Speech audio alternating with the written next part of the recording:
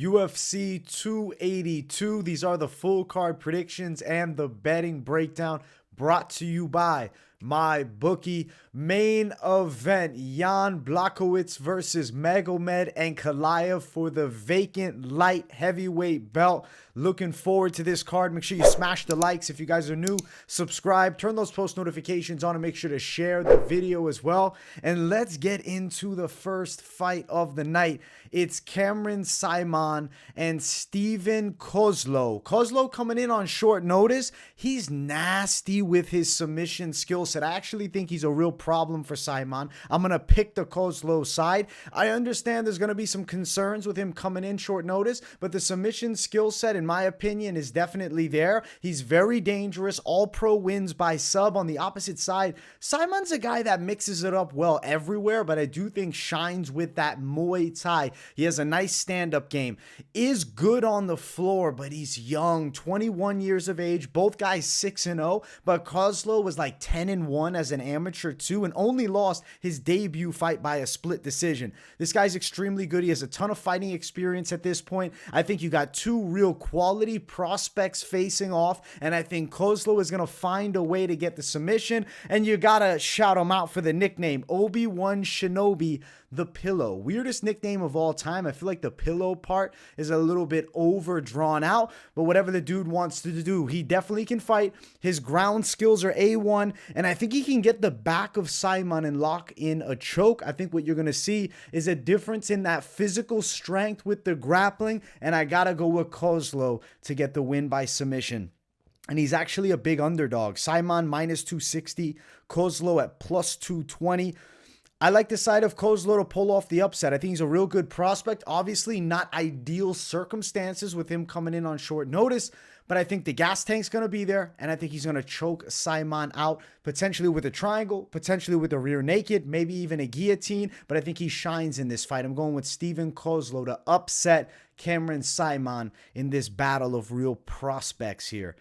Next fight on the card, it is Ovince St. Preux and Antonio Trócoli. I'm going to pick Ovince St. Preux to win. Let me tell you something about Mr. Antonio Trócoli. He recently was on the roids and tested positive, which is why he had a no contest from his Contender Series fight.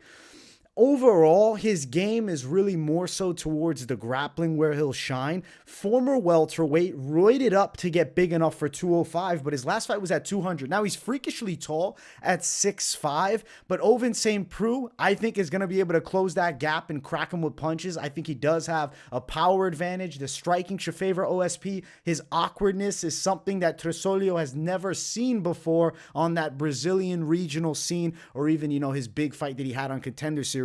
I think OSP is still good enough to beat somebody coming in their UFC debut. I'm not ready to write OSP off just yet, especially in the back end of the weight class. Trócoli, in my opinion, is only going to have win via submission as an option, but OSP is not a guy that's easily put down and choked out or submitted in any fashion, really, and I think that he's going to actually be able to outmuscle Antonio when it comes to the grappling department, especially against the cage, and his hands should fly. I think he can win by KO here, especially an overhand shot, something awkward that he does. His opponent, though, I just don't think is going to have the abilities to get fight to the floor. So if he's caught up in a stand-up battle, I think OSP finds that chin and knocks him out. I think he's still got a little something left. As far as the odds for this matchup, St. Preux upwards of plus 117 as a dog. Even money, though, around majority of the sites with Trócoli around minus 110. Ovince St. Preux for the win, and I think he beats Antonio Trócoli. And I think he does it in the second round by KO, I'll call. Next fight of the night, Perrin and Raul Rosas. Listen, I think that Jay Perrin is a dangerous test for Rosas, and this is good early in his career to be challenged against a tough 10-6 dude. But I think the grappling is where Rosas shines, and he'll have that edge over Jay Perrin, who's not a terrible wrestler. He's a stand-up striker, more so, but does bring in the wrestling too and take guys down. Like in his last fight, he was able to take down a pretty game opponent in Aori Cleylong. And then the fight before that, Mario Batista, obviously a beast. I think Rosas is going to have that grappling edge and get to Jay Perrin. I do think he's going to get a hard-fought win by decision. I think Perrin will definitely test him in this fight, and I feel like this is the best opponent Rosas has yet to face off here, and I think he'll come through and get the win. I mean, he has a little bit of a height advantage here. Reach actually favors Perrin by 2 inches on the other side, but I got to go with the prospect. He's coming in with a lot of hype. There seems to be some good capabilities. I don't think the UFC is going to put him in there with somebody who should really challenge him to another level enough so to beat him. I think they're expecting him to pass this test with Jay Perrin. I'm expecting him to pass the test too.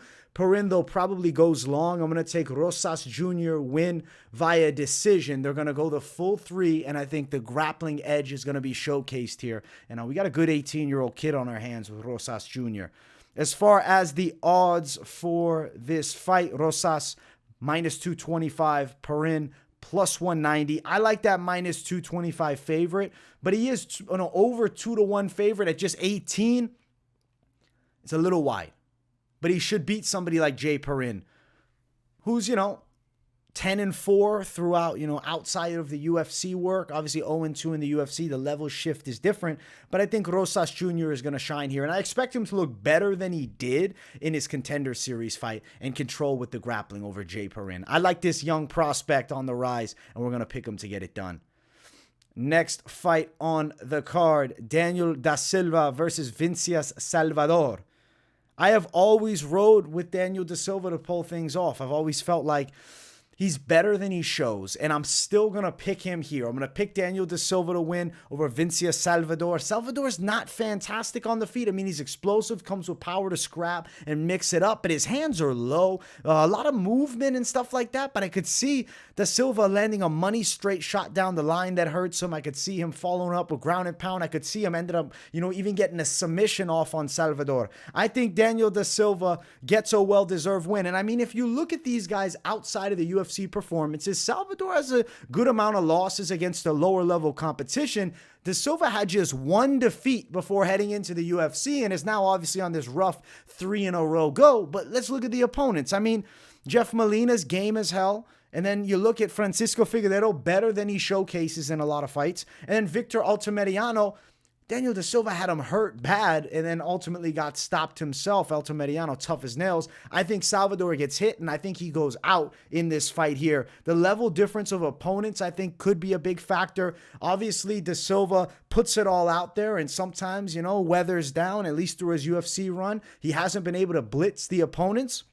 But I feel like Salvador, the way that he fights, how his stance is set, being very low hands, I think that da Silva could find that money shot and actually get a knockout win in this one. I'm going to pick da Silva KO. It wouldn't blow my mind if it was sub either. Either way, I'm going with Daniel da Silva to get it done. He is a pretty big underdog, upwards of plus 175. Salvador at minus 190.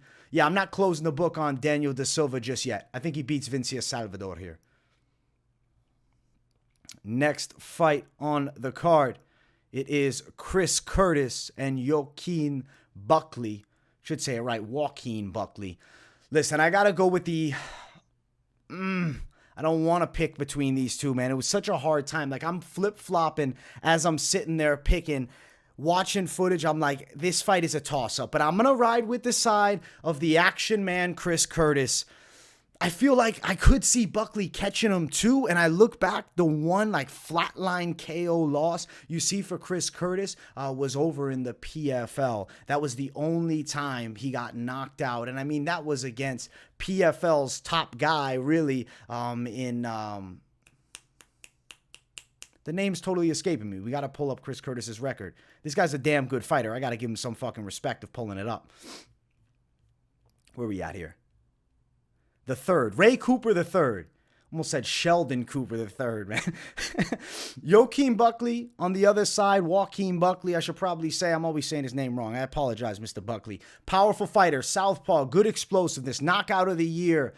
But I think Chris Curtis is a little tighter with his hands. If things get tough, I don't think Buckley would have the option of taking Chris Curtis down, who has tremendous takedown defense. These guys very similar in the physicality department, 5'10", 75.5-inch reach, 76-inch reach. It's right there. It's a coin flip fight. I do think this fight's extremely competitive. I do think Chris Curtis, though, with the veteran experience, Buckley can be caught in close, I think, with some shots. I know he closes that gap really well, but I think Curtis could catch him with a tight hook and hurt him. Interesting clash of styles here, man. This is a super competitive fight. I'm going to pick the action man, Chris Curtis, to win by knockout, though. I think he can pull this thing out. As far as the odds for the fight, Buckley around -138 best value, and then Curtis upwards of +141. I guess I kind of look to the Abdul Razak Al Hassan fight where Buckley struggled a lot. I think Chris Curtis can definitely find success in the stand-up game here, especially with the hands. But it's not easy against Buckley, who's going to be throwing heat right back.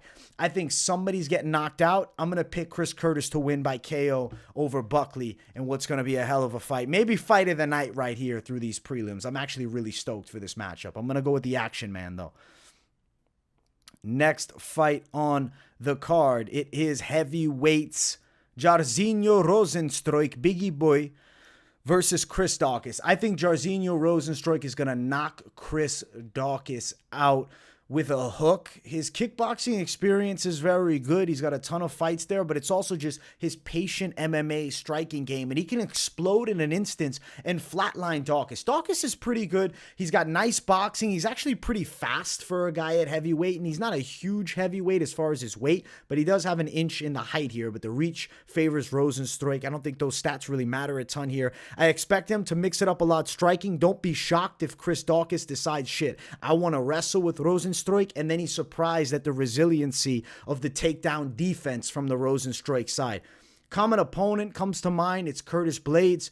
Rozenstruik had a great flying knee moment in that fight, and then Daukaus obviously destroyed on the feet there. I think that Rozenstruik is going to knock Chris Daukaus out. I think it's going to be 3 back-to-back KO losses. This is just a hard stylistic matchup. I mean, Derek Lewis needs just one to flatline you. He did it to Chris Daukaus. Jairzinho Rozenstruik needs just one to flatline Chris Daukaus. And I mean, I know Curtis Blaydes also did it too. I think Rozenstruik finds his success in the stand-up and bounces back from that tough loss to Alexander Volkov, which he complained a lot about the stoppage, but I do think he might have been on his way out either way, even though it was a little bit early. I think he bounces back, though, here, and he knocks Chris Daukaus out. I think that he'll find the gaps, and he'll land a big shot through the guard. He'll hurt Daukaus, and I think that he might even follow up with ground and pound a bit and stop him there, but I'm more so seeing a chance of Daukaus going straight down, and then Rozenstruik maybe follows up, and the ref just jumps in. I do think Rozenstruik has the fight-ending power to land just one thudding shot and end the night, and I think Daukaus is susceptible to being KO'd. I'm going to say he gets knocked out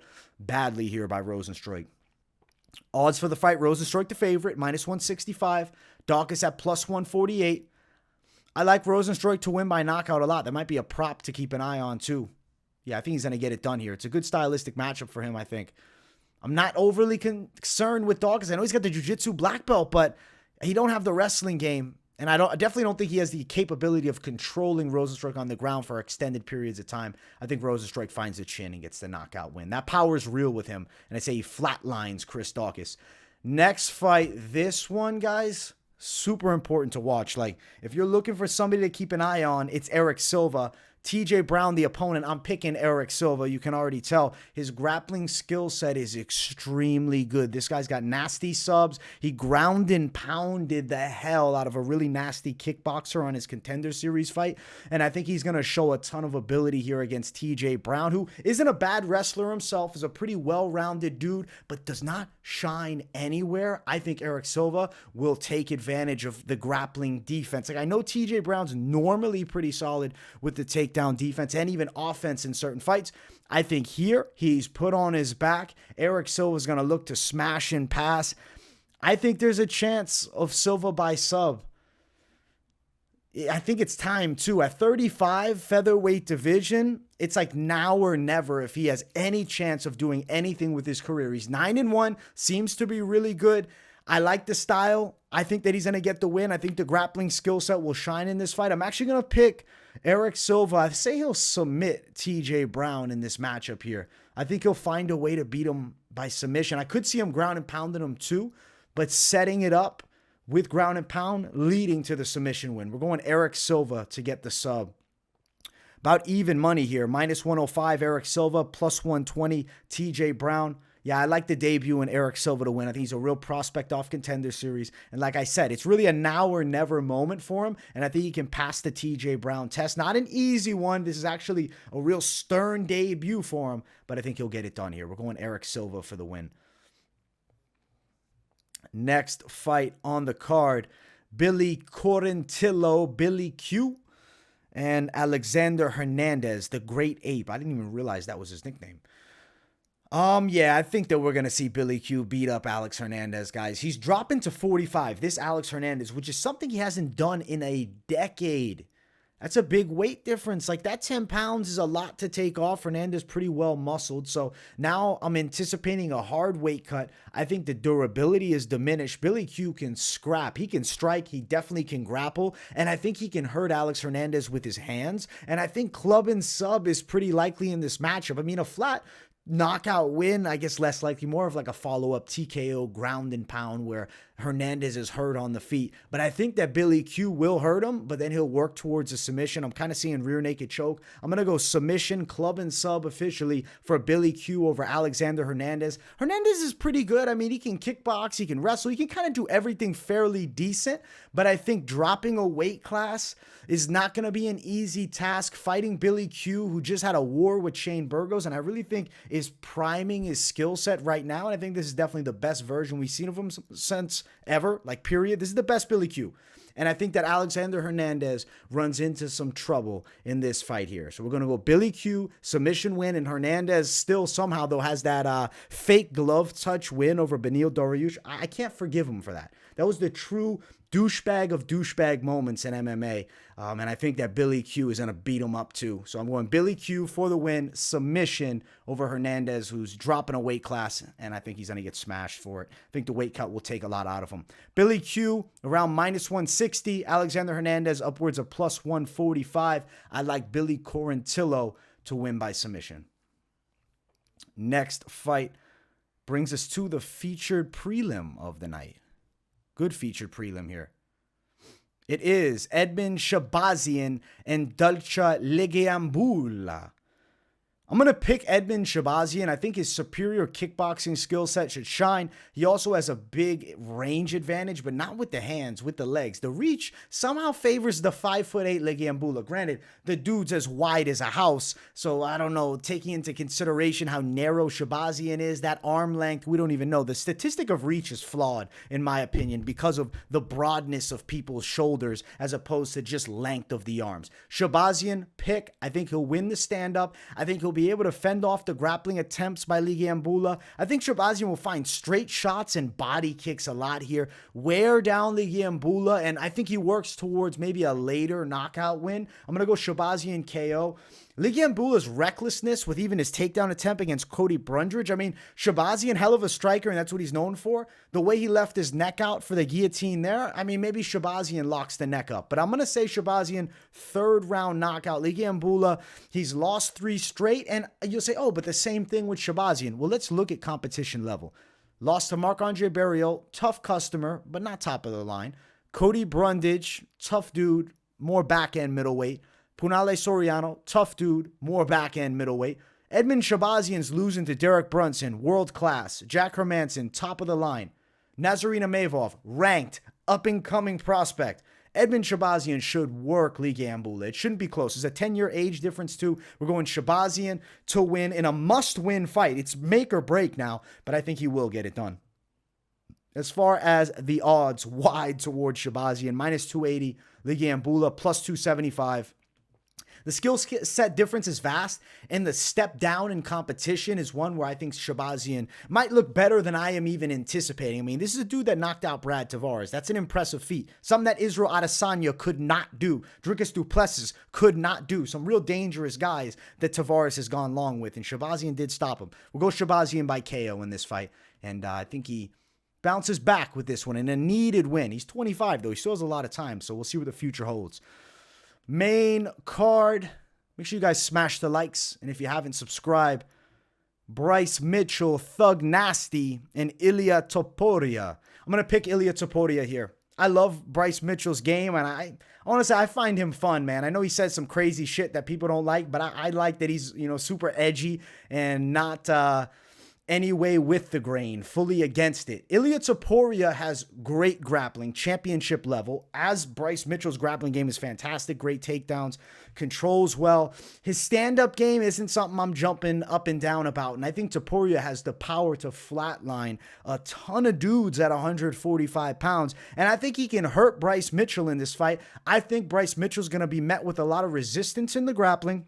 I think Topuria can hurt him on the feet, and I actually think Topuria can find grappling success here. I'm going to say Ilia Topuria to win by decision over the 3 rounds, but I won't be surprised if he's winning grappling exchanges with Bryce Mitchell and actually has Mitchell on his back too.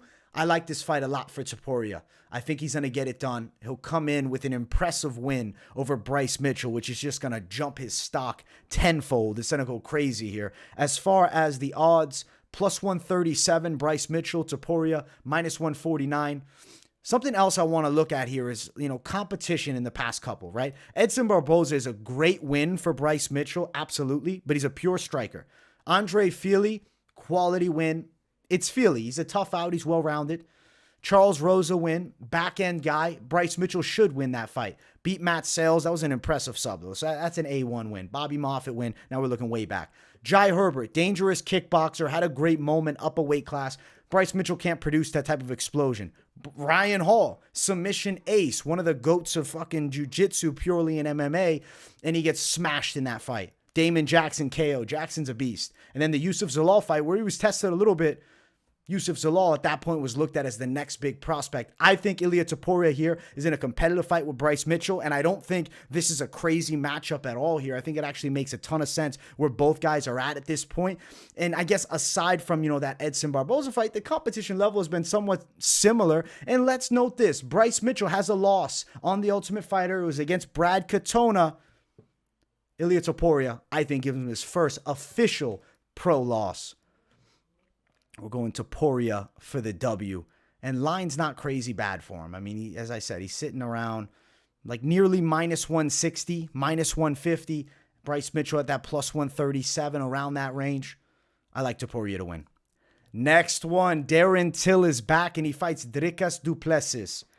This is one where I really sat down a lot on and had thoughts bouncing around, but I have come to the conclusion we're going with Darren Till, the gorilla, to get the win. He's just so much more technical with his stand-up game than Dricus, who's more of like a guy who's going to bulldoze you. Yeah, he's got nasty striking for sure, but he's coming in with explosiveness and power. The chin is way up. Darren Till dropped Robert Whittaker, who's top of the line as far as the middleweight division goes. I know he's fumbled a bit. Like the last one, he loses to Brunson, but Brunson has the beastly wrestling game. If Darren Till is in quality shape, if mentally he's on point, I think he can pick Dricus du Plessis apart on the feet, knock him down, and maybe even KO him with the reckless style that du Plessis comes with, where it's kind of like kill or be killed.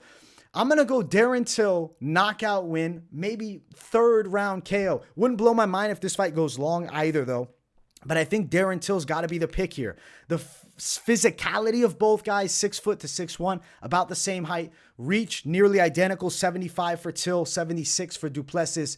I think Darren Till's technical fighting abilities in the stand-up department, where du Plessis likes to fight too, they shine. And I think Darren Till can impress in this fight and really bounce back. I mean, Israel Adesanya, former champion, is always raving about how he wants to share the cage with Darren Till and his beautiful striking. Dricus du Plessis is not a beautiful striker. He's a savage striker who comes with ferocity and can get reckless. I think Darren Till can use that technical abilities and find a money straight shot to close the gap and hurt du Plessis. We're going to go Darren Till to get it done here. But it's a damn hard fight. This won't be an easy out at all, and expect 100% the whole time from du Plessis, which could, I think, get him caught. Darren Till sitting at the plus money range here. We're sitting around plus 163. Du Plessis around minus 150.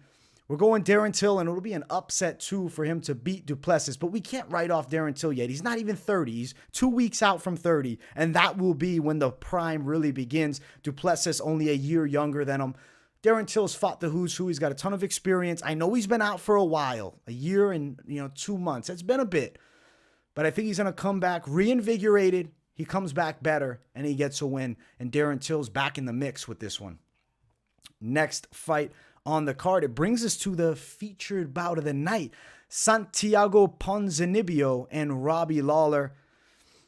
I got to pick Santiago Ponzinibbio. I think he's going to drop Robbie Lawler. I think he's probably going to knock him out later in the fight. I think it's going to be real back and forth for the first round or two. Ponzinibbio will find the harder shots. I do think they might clinch up a bit, and Ponzi will have an advantage there. And I think that Ponzi's going to drop Robbie down. I mean, you look at Robbie Lawler's last fight. It was against Barberena. What was it, 4 months ago? It was a great back and forth war. Barberena ends up TKOing him. Barberena has a great amount of volume of striking, whereas Ponzinibbio needs just one shot. And granted, Robbie Lawler still had a great performance in that fight, win or lose. I mean, they were going back and forth the whole time. I expect another war in this matchup. Ponzinibbio, though, I mean, you look at the guys he's losing to. Michel Pereira, striking phenom. Jeff Neal, fighting Shavkat Rakhmonov, just knocked out Vicente Luque. And Ponzinibbio's losing split. He's not washed. People thought after that Leach fight it was over for him. I think he's still a real threat to a lot of guys, and especially somebody like Robbie Lawler, who's 40, who does have a good amount of consistent losses. And I mean, the lone win in the recent mix is a well-dated version of Nick Diaz. I'm going to pick Ponzinibbio. I'm going to say he gets the knockout, and I will tell you this, it's going to be a fantastic fight, and expect these guys to sit down and throw dynamite. As far as the odds, Ponzinibbio is a huge favorite, minus 400. Robbie Lawler plus 330. I don't like that he's this big of a favorite because, I mean, Robbie Lawler still possesses knockout power. It's the last thing to go. And if Ponzi comes in crazy, I mean, Leach flatlined him. Robbie could still have the sting to flatline him, but still, Ponzi, he should win. He definitely should win. I'm picking him to get it done over Robbie Lawler, but I just don't like how crazy wide the line is for him. Co-main event, Paddy Pimblett and Jared Gordon. I'm going to pick Paddy Pimblett to do it, but Jared Gordon's going to be a difficult test. Gordon can box for sure. Doesn't have a ton of like KO power, but he still hits with some heat, and he's got good wrestling. He's solid on the floor, and he's tough New Yorker. Facing off against Liverpool's own Paddy Pimblett. I like the clash here between these two. Paddy Pimblett's stand-up is very iffy in the UFC, but he is a great athlete and he's quick. Fights pretty well from distance, but still gets caught over the top with shots. The chin comes up just way too high. Known for the grappling skills. Great submission game. On the floor, it's going to be so hard for Jared Gordon because if Paddy gets one opening, he takes advantage, and he honestly is a great finisher with his submissions. I mean, we talk about how he's looked with the stand-up, but he's winning all his fights. And I mean, I know the debut was a striking battle. He gets a knockout, but submission over Kazula Vargas, who came out with a lot of pressure. Submission over Jordan Levitt. I know those guys aren't great. None of the guys that Paddy Pimblett has beaten are like, wow, opponents. Jared Gordon on the other side beat an OG in Leonardo Santos. Before that, Grant Dawson subbed him. Grant Dawson finding the submission is kind of what's giving me confidence that I do believe Paddy could also find the sub. Though Grant Dawson might have better offensive takedowns than Paddy Pimblett, I do think Paddy finds a way to get this thing to the floor. And when it gets there, I think he's going to be looking for Jared Gordon's back. I'll say he finds it. I'm going with Paddy Pimblett. The hype train continues. And if he wins this fight, he's now in a very interesting spot as far as lightweight goes. And he might be looking at a ranked opponent. As far as the odds for this fight, minus 208 Paddy Pimblett, Jared Gordon plus 212. Paddy Pimblett, a little more than that 2-1 range, but I do think the submission skill set is going to shine. The differential one is purely with the subs. I think he can find the win. I know, though, Jared Gordon's not playing around with his training. I've seen him with these Dagestani savages working, Renzo Gracie guy, but I do just ride with Paddy Pimblett still. Like, I think he'll find a way to get a sub. I think his transitions on the floor are going to be slick. And I think if you look at the speed of them on the mat, there's an advantage towards Paddy Pimblett. If Gordon's to win, in my opinion, it's going to be more of a grinding decision, whereas I could see Paddy finding the finish. And I'm going to call that he does find a submission win, especially leaning that rear naked choke over Jared Gordon. And I think Paddy Pimblett is still a problem. I think he's going to run into some killers when he breaks into that ranked, top 15. But they'll match him up right. Trust me. Paddy Pimblett's the star on the horizon. Jan Blachowicz and Magomed Ankalaev, our main event. Make sure you guys smash the like button. If you haven't, subscribe to the channel. I'm going to pick Magomed Ankalaev to win. Now, if you look at who they've recently fought, Ankalaev has fought some good stiff competition. Anthony Smith win. I know Smith got injured, but still a clean W. He went long with Santos, proved he could go the full 5. Wasn't super impressive there, but that's why I feel that patient approach is likely for him. Volkan Ozdemir win, gets a clean W there over the 3. Nikita Krylov, clean W over the 3. And then the last stoppage was against Kute Laba 2 years ago. Jan on the other side, weird fight with Rakic where there's an injury. Glover Teixeira puts an absolute dominant performance on him, takes him down and just submits him early. Israel Adesanya, he wins a fight that I do think he deserved, but used it, the wrestling, right? He brought wrestling to that game as opposed to just scrapping with the stand-up. Close fight in the stand-up too, but ultimately the takedowns were an ultimate difference maker. Dominic Reyes knockout where he looked unbeatable. Granted, look where Reyes is at now, so, it's not holding the same weight. Corey Anderson win by knockout. It was 1 clean shot. That's a good W. Corey Anderson's a, solid fighter outside of the UFC now, still top class as far as light heavyweights. But Jan jumping to Ankalaev, I just don't think it's going to go well for him. He's such a patient striker, takes his time with his opponents, slowly will pick them apart, also has very good control on the ground. Of course, he has grappling. He's a Dagestan guy. He definitely can wrestle. Jan Blachowicz, very powerful striker, has some real sting in every one of his shots. His body kicks are out of this world. I do think, though, if he's looking for a body kick, Ankalaev, I could see him catching one,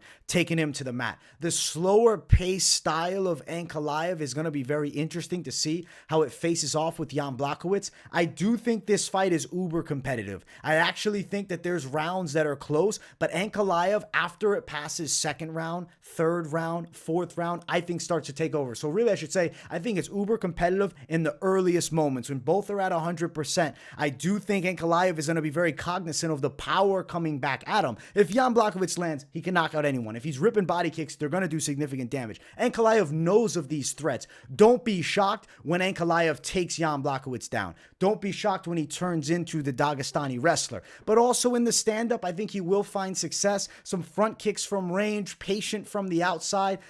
It's going to be close. I'm going to say Ankalaev over the 5 rounds becomes the new champion. It's a weird situation with Jiří Procházka vacating the belt with a serious injury. Ankalaev now is going to win the vacant title over a game Jan Blachowicz.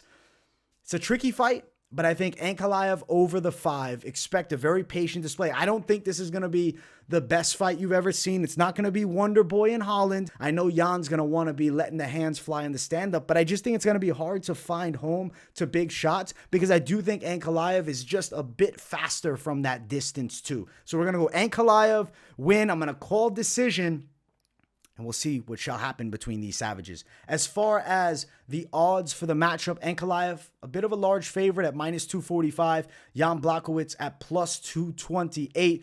Can Dagestan get another champion? I think there's a good chance that they do. I'm going to bank on Ankalaev becoming the new light heavyweight champ.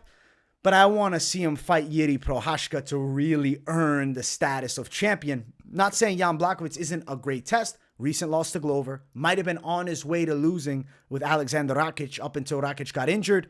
We shall see here. I'm going to pick Ankalaev to become the champ. Beat the former champ, Jan Blachowicz. And we got a great UFC 282 card. I cannot wait for it. I will be live for the entire thing, so make sure you guys tune in to that fight companion. I hope you all enjoyed the breakdown. Let me know what you think of the picks in the comments. If you're new to the channel, subscribe, smash that like button. Much love to the people supporting. I appreciate each and every one of you, and I will see you all in the next one. Peace, everyone.